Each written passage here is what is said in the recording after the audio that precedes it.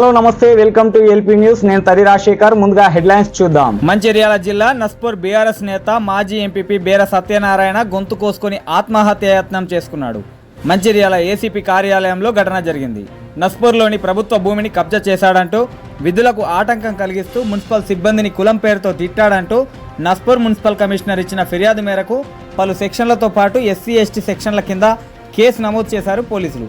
అయితే 3 రోజులుగా పరారీలో ఉన్న మాజీ ఎంపీపీ బేర సత్యనారాయణను ఉదయం అదుపులోకి తీసుకున్న పోలీసులు ఏసీపీ కార్యాలయంలో విచారణ జరుపుతుండగా బ్లేడ్తో గొంతు కోసుకున్నాడు నిందితుడు బేర సత్యనారాయణ.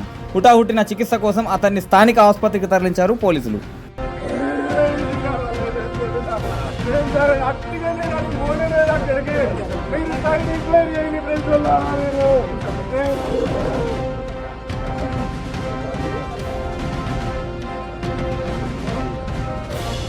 తీపురన్న